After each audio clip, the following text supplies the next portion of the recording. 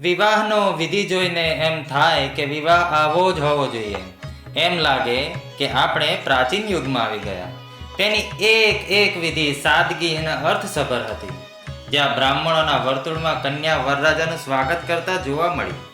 કોઈ જ ડીજે કે ફિલ્મી ગીત નહીં, પણ મંત્રોચ્ચાર સાથે જયમાલા અર્પણ કરવામાં આવી. જયમાલામાં વરરાજાની વિનમ્રતા જ આ વૈદિક વિવાહની શરૂઆત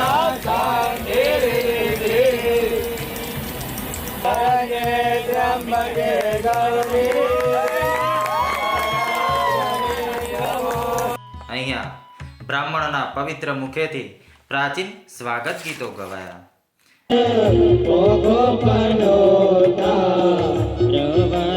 મંડપમાં 25 દર્ભોથી તૈયાર કરેલ વિસ્ટર અને દહીં, મધ, ઘી વડે તૈયાર કરેલ મધુપર્કનો વિધિ વેદોના મંત્રો સાથે કરવામાં આવ્યો.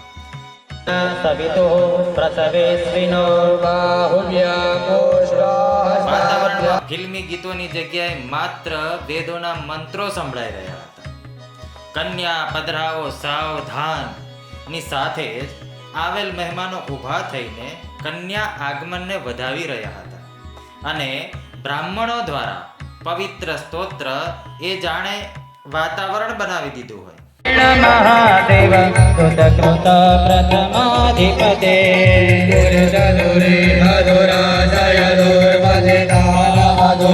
કન્યા આગમનમાં મંગલાષ્ટક અને કન્યા પૂજનમાં શ્રી સૂક્તના સ્તોત્રનો પાઠ થઈ રહ્યો હતો. અબુધિમ સમૃદ્ધિમ ચ સર્વામેણુદમે ગૃહાત ગંધદ્વારામ બ્રાહ્મણો દ્વારા પવિત્ર પુરુષ સૂક્તના મંત્રો દ્વારા જયમાલાનો વિધિ પૂર્ણ કરવામાં આવ્યો. વિવાહમાં કોઈ જ દંભ કે દેખાડા ન હતા, પણ સનાતન સંસ્કૃતિની આગવી છટા હતી.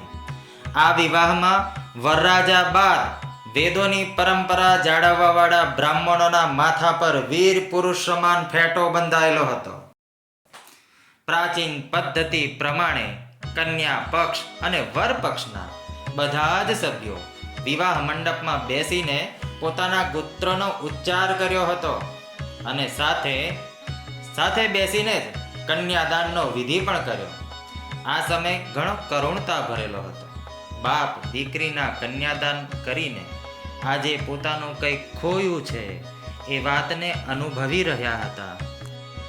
એવું જોયું છે કે ડીજેમાં ખર્ચા, પાર્ટીમાં ખર્ચા, ફટાકડામાં ખર્ચા, પણ લગ્નનો વિધિ ફટાફટ થઈ જાય. આ જમાનાને આ વિવાહ પ્રેરણા આપશે, જ્યાં 4 કલાક સુધી વૈદિક વિધિ સાથે વિવાહ થયા છે, જ્યાં વિધિ અને મંત્ર વગરનો કોઈ જ બાહ્ય ઠાઠ ન હતો, જ્યાં બ્રાહ્મણો જ વિવાહનું માન હતું. વિધિવત યોજક નામના અગ્નિની પૂજા સાથે વિવાહનો હોમ થયો હતો. વર, કન્યા અને આવેલા મહેમાનો પણ લગ્નની વિધિને બહુ જ રસપૂર્વક નિભાવી રહ્યા હતા. બૂમો અને ચીસો નહીં, પણ મંત્ર સાથે ઘંટડીના નાદમાં મહેમાનોએ સાથ આપીને 4 ફેરાને ઉજવ્યા હતા.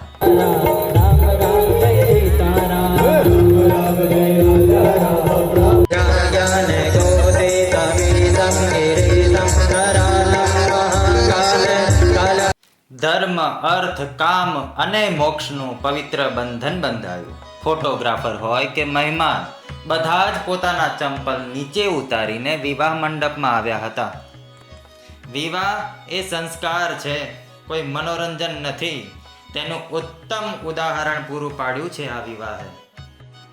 લગ્ન જીવનને સફળ બનાવે તેવી સપ્તપદીના 7 વચનો સ્વીકાર કરીને વર વધુ સદાયને માટે એકબીજાના થઈ ગયા હતા.